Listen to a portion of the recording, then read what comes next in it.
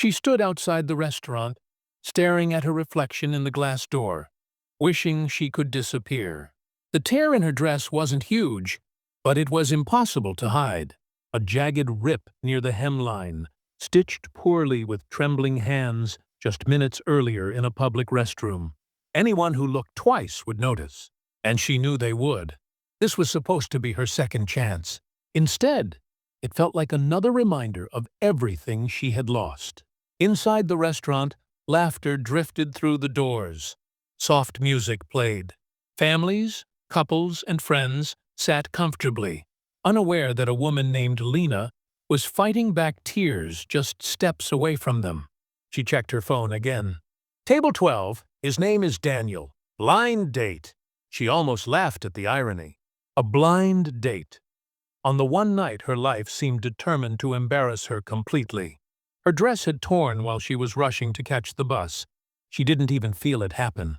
She only noticed when an elderly woman tapped her arm and whispered gently, "Dear, your dress." There was no time to go home, no money to buy a new one, and no way she could cancel again without being labeled unreliable by the friend who had set this up out of pity. Lena took a deep breath. "If he laughs," she whispered to herself, "I'll leave." She pushed the door open. The warmth of the restaurant wrapped around her like a blanket she didn't deserve. A hostess smiled politely and asked for her name. Lena gave it quietly, hoping her voice wouldn't shake. "Your table is ready," the hostess said, handing her a menu. As Lena followed her through the restaurant, she felt every step echo in her chest. She kept tugging at the fabric of her dress, trying to hide the tear. Her palms were sweaty, her heart raced. Then she saw him. Daniel was already seated. He looked nothing like she expected. Not flashy, not intimidating, just calm. A man in his mid-30s, with tired eyes that carried kindness instead of judgment. Across from him sat a little girl, no older than 7, swinging her legs under the table while coloring on a napkin. Lena froze. A child? No one had told her he was a single dad. The hostess cleared her throat. "Table 12. Daniel looked up. For a brief second, their eyes met. Lena waited for the look. The smirk, the raised eyebrow. The quick scan that would land on the torn dress and confirm her worst fear. It never came. Instead, Daniel stood up. Not out of politeness, not out of obligation, out of respect. "Hi," he said warmly. "You must be Lena." She nodded, suddenly unable to speak. "This is my daughter, Mia," he added gently. Mia looked up, her big, curious eyes landing on Lena's face. She smiled, wide and innocent, as if Lena were the most beautiful person she'd seen all day. Lena felt her throat tighten. Daniel pulled out the chair for her. "Please, sit." She sat slowly, keeping her coat draped awkwardly over her lap. The waiter approached, menus in hand, but Lena barely heard him. Her mind was screaming, "He hasn't noticed yet. He will, any second now." They ordered drinks, water for Mia, coffee for Daniel. Lena asked for tea, mostly to keep her hands busy. "So," Daniel said, breaking the silence, "I'm really glad you came." Lena forced a small smile. "Me too, it was a lie." She was terrified. As the conversation began, Lena answered questions carefully. Where she worked, what she liked to do in her free time. She avoided moving too much, afraid the tear would show.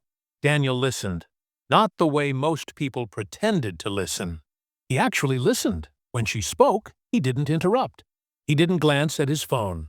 He didn't rush to talk about himself. He just watched her, nodding, asking thoughtful questions.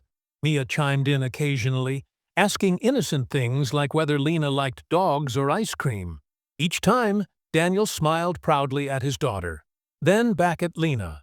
For the first time that night, Lena felt something unfamiliar. Safety. But safety is fragile when you're used to disappointment. Halfway through the meal, as Lena reached for her cup, the edge of her coat slipped. The tear was visible, clear, obvious, impossible to ignore. Lena's heart dropped. She waited. Daniel's eyes followed her movement. He saw it. She braced herself, but instead of staring, instead of reacting, Daniel calmly reached for his napkin. He dropped it, right onto the floor. "Oh, he said casually, standing up. Sorry about that. He bent down, blocking her from view as he picked it up. When he sat back down, he smiled at her like nothing had happened. No comment, no pity, no embarrassment, just dignity. Lena blinked rapidly, fighting tears. Mia leaned closer to Lena and whispered, "My dad says clothes don't decide who's important." Daniel chuckled softly. "Mia." Lena felt something crack open inside her chest. Later, as dessert arrived, Daniel looked at Lena and said something she would never forget. "I don't know what brought you here tonight," he said gently, "but I'm really glad it did." For the first time in years, Lena believed someone might actually mean it, and she had no idea that this single evening would change everything she thought she knew about kindness, love, and second chances. After dessert, Daniel insisted on walking Lena to the bus stop. "It's late," he said simply. "And it's cold," Lena wanted to refuse. She had spent most of her life learning how to decline kindness before it could disappoint her. But something about the way he said it felt different. Not protective, not controlling, just considerate. Mia skipped ahead of them, counting cracks in the sidewalk. "She's wonderful," Lena said quietly. Daniel smiled. "She's my reason for everything." The bus stop light flickered above them. Cars passed. The city hummed, indifferent to the quiet moment unfolding between three strangers who no longer felt like strangers. "Can I ask you something?" Daniel said. Lena nodded. "When you walked in tonight," he continued carefully, "you looked like someone preparing for bad news." Lena laughed softly, though there was no humor in it. "That's because I usually am." There it was. The opening she hadn't planned on giving. She told him, slowly at first, about losing her job 6 months ago, about the rent she couldn't keep up with, about how she'd learned to sew because fixing things was cheaper than replacing them. She didn't mention the nights she cried alone, or the messages she typed and deleted, or how humiliating it felt to be set up, like a broken object someone wanted to repair. Daniel listened without interrupting. When she finished, he said only one thing. "That must have been very hard." Not advice, not solutions, just acknowledgement. The bus arrived. Lena hesitated before stepping on. "Thank you," she said, "for tonight." Daniel smiled. "I hope we meet again." She did too. Over the next few weeks, they did. Coffee turned into walks. Walks turned into dinners. Dinners turned into quiet moments on park benches while Mia played nearby. Lena learned that Daniel's wife had passed away 3 years earlier after a sudden illness, that he'd learned to braid hair by watching online videos, that some nights he stayed awake long after Mia fell asleep, wondering if he was doing enough. Daniel learned that Lena had once dreamed of opening her own tailoring studio, that she could transform old clothes into something new, that she carried herself like someone used to disappointment, but still brave enough to hope. Slowly, something warm began to grow.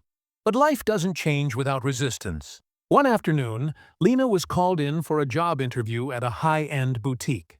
The owner looked her up and down. "You don't have formal experience," she said flatly.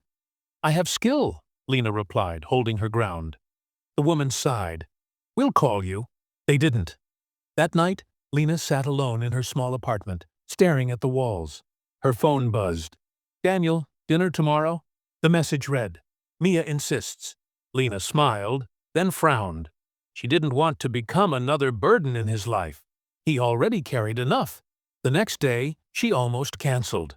But when she arrived, Mia ran to her and wrapped her arms around her legs. "You came," the little girl said happily. Something shifted inside Lena. At dinner, Mia proudly showed Lena a drawing. It was the three of them. "Is this okay?" Mia asked nervously. Lena knelt down and hugged her gently. "It's beautiful." Daniel watched, his chest tight with emotion. That night, after Mia fell asleep, Daniel and Lena sat in the quiet living room. "I don't want to rush anything," Daniel said carefully. "But I need to be honest." Lena looked at him. "I haven't felt peace like this in a long time." Lena swallowed. Neither had she. But peace doesn't mean security. A week later, Lena's landlord knocked on her door. "You're 2 months behind," he said sharply. "You have 30 days." That night, Lena didn't answer Daniel's messages. She didn't want him to see her fall apart. But the next day, he showed up anyway. "I was worried," he said. Lena broke. She told him everything. The eviction, the fear, the shame. Daniel didn't speak for a long time.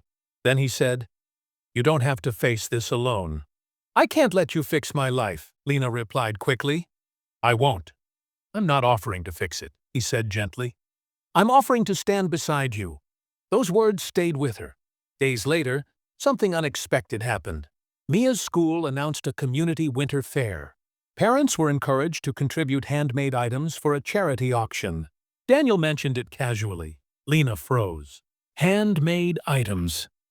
Her hands trembled as she thought of the dresses she'd altered, the coats she'd repaired, the talent she'd buried under survival. That night, she stayed up sewing. She poured everything she had into 3 pieces. At the fair, they sold out in minutes. People asked who made them. Orders followed, contacts, opportunities.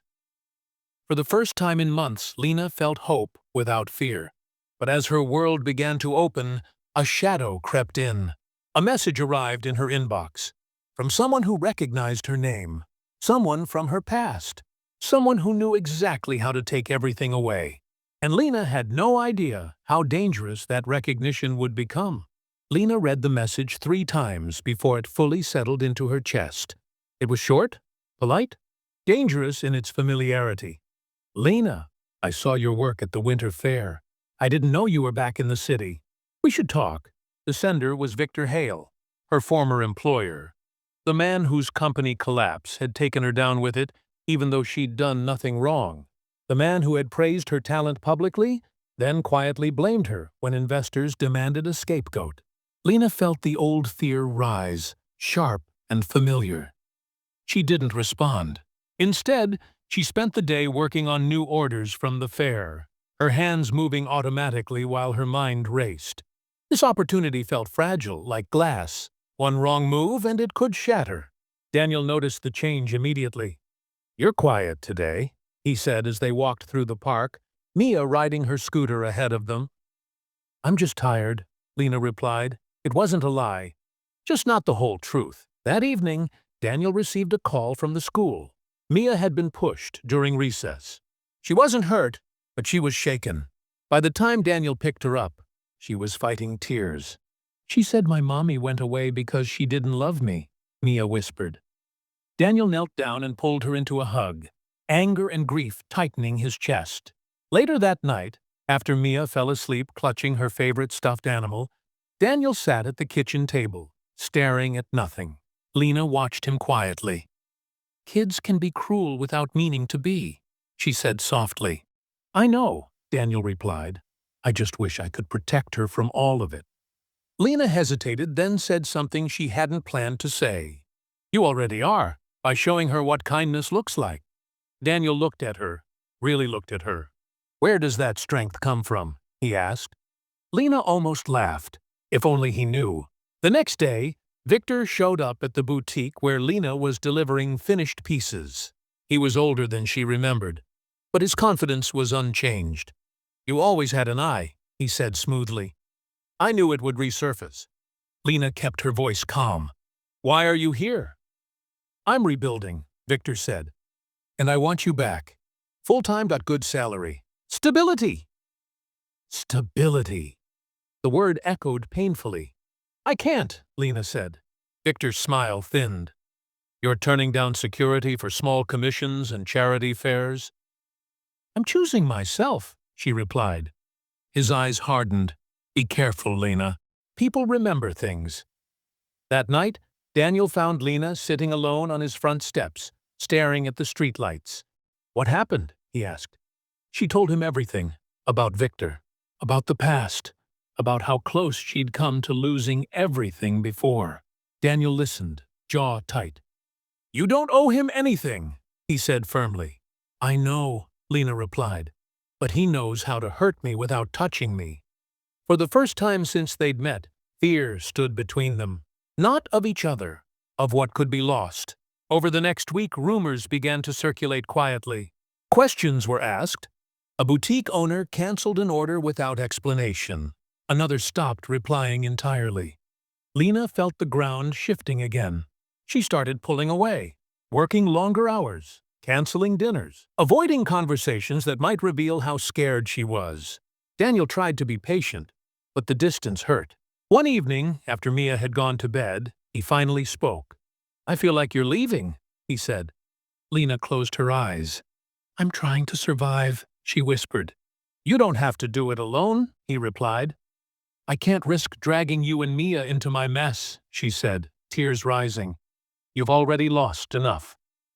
Daniel stood up slowly. "Lena, you don't get to decide for me what I can carry." Silence filled the room. She looked at him, seeing not anger, but resolve. Before she could respond, Daniel's phone rang. It was his sister. Their father had collapsed. The next hours blurred together.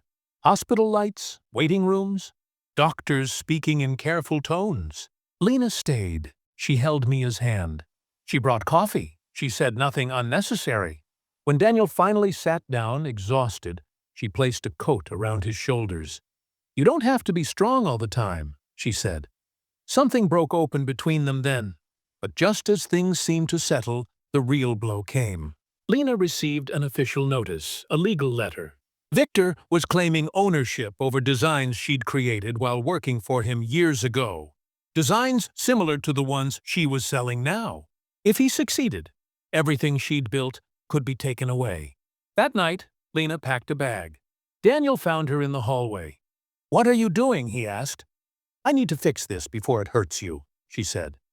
"You're already part of our lives," he replied quietly. "You can't just disappear." "I have to," she said, voice shaking. "Because if I stay, and I lose, I won't survive it again." Mia appeared at the doorway, rubbing her eyes. "Are you leaving?" she asked softly. Lena knelt down, heart breaking. "Just for a little while," she said. Mia hugged her tightly. "Please come back," the little girl whispered. Lena walked out into the night feeling like she was tearing herself in two. But she didn't know that leaving would trigger a chain of events far bigger than Victor. Bigger than fear. And bigger than anything she'd ever faced before. Because the next step she took would lead directly to the truth, the courtroom, and a choice that would change all of their lives forever. Lena didn't sleep that night. She sat in a small rented room on the edge of the city, staring at the legal letters spread across the desk. Every line felt like a threat dressed as formality. Victor Hale's claim was precise, calculated, and cruelly familiar. He was betting that fear would do the work for him. By morning, Lena made a decision. She wouldn't run. She called the one person she'd avoided for years, Amara Finch, a quiet but relentless attorney who had once offered Lena help after the collapse of Victor's company. "I was wondering when you'd call," Amara said after listening carefully. "You still have your original sketches?" "Yes," Lena replied. "Every version, every timestamp." "Good," Amara said. "Then he doesn't own your future." The days that followed moved fast. Motions filed, statements prepared, evidence assembled. The boutique owners who had gone silent were suddenly willing to speak once subpoenas arrived. Patterns emerged. Victor had pressured others before. He'd relied on intimidation, not law. Still, the hearing date loomed like a storm. Daniel learned what was happening through Amara, not from Lena. He didn't feel betrayed, he felt determined. He arranged childcare for Mia, asked his sister to stay close, and cleared his schedule. When Lena finally saw him again, it was outside the courthouse. "You didn't have to come," she said, startled. "Yes, I did," Daniel replied. "This is where you stopped walking alone." Inside, the courtroom was cold and bright. Victor sat confidently at the opposite table, suit pressed, smile rehearsed. He nodded to Lena as if they were old colleagues. Amara stood when the judge entered, calm and composed. Victor's lawyer argued first. He painted a picture of proprietary designs, contractual ambiguity, and intellectual theft. It was polished. It was persuasive. It was hollow. Then Amara stood.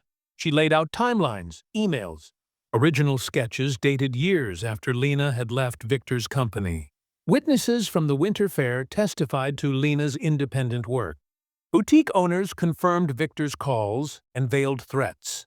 Finally, Amara submitted a document that changed everything. An internal memo from Victor's company, uncovered during discovery, explicitly instructing staff to attribute original work to Lena during her employment, despite it being developed independently later. Victor stiffened. The judge leaned forward. "So," the judge said slowly, "you're claiming ownership of designs your own documents say were created after her departure?" Victor's lawyer shifted uncomfortably. The judge looked at Victor directly. "Mr. Hale, intimidation is not ownership. This court does not reward it." The ruling was swift. Victor's claim was dismissed. A warning was issued regarding further harassment. Costs were awarded to Lena. The gavel fell. For a moment, Lena couldn't breathe. Then it was over. Outside the courthouse, sunlight felt unreal. Lena stepped down the stone stairs, legs trembling, and Daniel caught her before she fell. "You did it," he said. "No," she replied, voice breaking. "I survived it." Mia ran toward them, hair bouncing, and wrapped herself around Lena's waist. "You came back," she said proudly. Lena laughed through tears and hugged her tightly. But the climax wasn't finished. That afternoon, a reporter approached Lena. The case had attracted quiet attention. An independent creator standing up to corporate intimidation. "Would you like to comment?" the reporter asked. Lena hesitated, then nodded. "I just want people to know," she said clearly, "that fear doesn't mean you're wrong, and starting over doesn't mean you failed." The story spread. Orders poured in, not from sympathy but from respect. A boutique offered Lena a long-term partnership. A community arts center invited her to teach workshops. The Winter Fair organizers asked her to headline the next event. That evening, Daniel cooked dinner. Mia set the table with care. They ate slowly, talking about nothing urgent. The house felt lighter. After Mia went to bed, Daniel and Lena sat together in the living room. "I was afraid," Lena said softly, "that if I stayed, I'd bring chaos into your lives." Daniel took her hand. "You brought courage." She looked at him. Really looked at him. And for the first time, she didn't feel like she was waiting for something to fall apart. Outside, the city hummed on. Inside, something steady had taken root. But one final choice remained. Lena had been offered a studio space. Small, affordable, hers. Accepting it would mean committing to the city, to the work, to the life she was building. She looked around the room, at the home that had quietly become hers. "I want to stay," she said. Daniel smiled, not surprised. Good. Because the night he helped her without knowing who she was had led here. Not to rescue, not to romance alone, but to partnership. And the final chapter was ready to be written. Lena signed the lease on the studio 3 days later. It wasn't large. The windows were old, the floors uneven, and the walls still smelled faintly of paint from a previous tenant. But the light poured in generously. And when Lena stood in the center of the empty room, she felt something she hadn't felt in years. Ownership, not just of space, but of direction. Daniel helped her move in after work. Mia insisted on carrying the smallest box, declaring it important.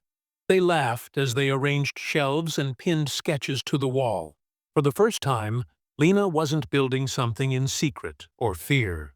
She was building it in the open, surrounded by people who chose her. Word spread quickly. Within weeks, Lena's studio became more than a workspace. It became a place where stories converged. Women learning to repair what they'd been told was broken, young artists seeking guidance, neighbors stopping by just to watch fabric transform into something beautiful. Lena taught them more than technique. She taught them patience. She taught them resilience. She taught them that skill, when paired with courage, could become independence. One afternoon, Mia sat quietly in the corner, drawing. "What are you making today?" Lena asked. "A story," Mia replied seriously. Lena smiled. "What kind?" "One where everyone gets to be brave," the girl said. That evening, Daniel watched Lena close up the studio, her hands confident, her posture strong. "I didn't save you," he said quietly as they walked home. Lena nodded. "I know." "I walked beside you," he continued. "And that changed everything," she replied. Their relationship grew slowly and intentionally. No grand declarations, no rushing. Just shared mornings, school pickups, late-night conversations, and the steady weaving of two lives into one. Lena learned that love didn't require shrinking or proving worth. Daniel learned that strength didn't mean doing everything alone. They chose each other daily. Months later, the winter fair returned. This time, Lena stood at the center. Not as a participant, but as a featured artist. Her work filled the main hall. People asked for her story. She told it simply. "I was helped once when I needed it," she said. "Then I learned to help myself." Daniel watched from the crowd, Mia perched on his shoulders, clapping proudly. That night, as snow fell softly outside, Daniel knelt down in the living room, not with urgency, not with spectacle, but with intention. "I don't want to rescue you," he said. "I want to build with you." Lena felt tears rise, not from surprise, but from recognition. "Yes," she said. The answer was easy, because the work had already been done. Years later, people would ask Lena how it all started. She would smile and say, "With kindness, and with someone who listened." The night she arrived at a blind date in a torn dress could have been a moment of humiliation. Instead, it became the moment her life realigned. Not because someone paid for dinner, but because someone saw her worth and trusted her to claim it herself. And that is how everything truly changed.